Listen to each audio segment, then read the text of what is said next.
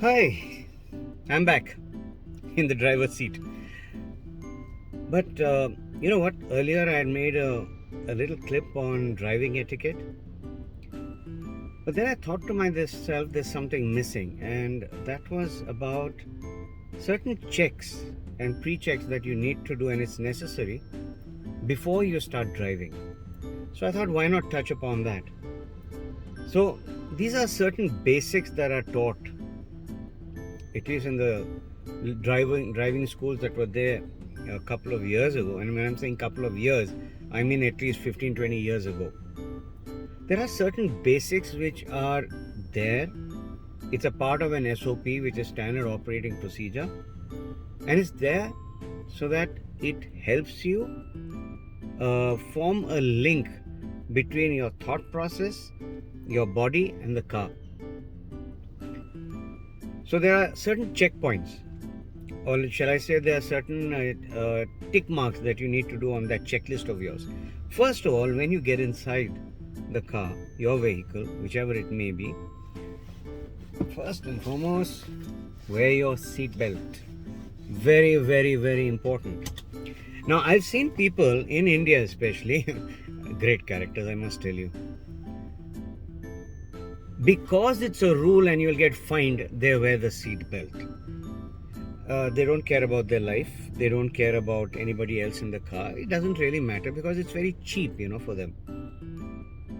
But the point I'm trying to make here is, people who don't wear their seat belt, even if it's for the shortest distance, an accident is not going to send you a warning through a beep or a voice message saying, "Hey, I'm coming to hit you."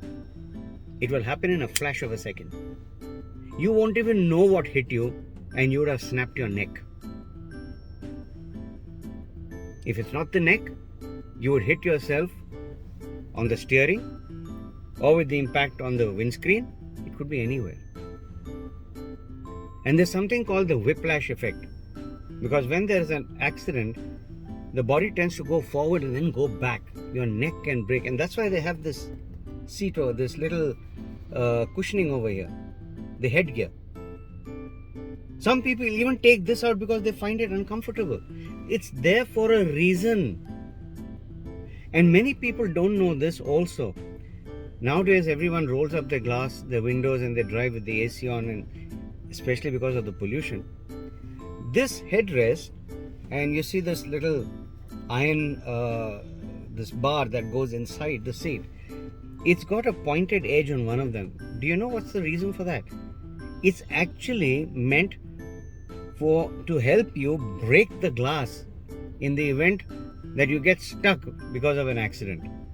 It's got a pointed edge which helps you break the glass. How many people know that? And the other thing, how many of them start the car and don't rev it? You don't need to rev your car. Let it idle a little bit for a few seconds, because the motor needs to get lubricated, especially what we call as a cold start, when you start the car early in the morning. Don't rev it. You're going to ruin your engine. Then, how many of you adjust your rear view mirror before you start accelerating? It's very important that you adjust your rear view mirror and you adjust your two side mirrors. These mirrors are there for a reason. For the life of me, I can't understand why people close their side windows and drive. It's there for a reason, so that you don't get knocked on either side and you are able to take turns more easily. And then there are some great creations of this world who will block their rear window with boxes, cushions, curtains. Again, for the life of me, I don't understand what the hell are they trying to do. You need to look what's behind you. And then, again in this country, God bless all of them, with some wisdom, they'll put stickers all over the windscreen. Some of them even paint on it, graffiti, names. completely blocking your sight. It is very, very dangerous, my friends. I don't know the language in which to explain it to you how dangerous it is if you were to create a blockage on your windscreen. And then, again, fundamental. Once you've sat down, you've checked your mirrors, your engine is started, you turn on your AC, you put on the music, for God's sake, don't blast the music. Because if you blast the music, I can understand you enjoy loud music, I do too. But if somebody is honking to warn you of something, or there is an ambulance or something which has got a siren going on, and some of these sirens are not very loud, by the way, and that's something which I've experienced. You have loud music playing inside, you can't hear it. You need all your senses to be operating when you're driving the car or your bike. And this, what we call as a mobile phone. Would you rather be alive and use the phone conveniently, nicely, happily, talking to whoever you like? Or would you rather be in a 6x6 box? Never to use this again. Please, it's common sense.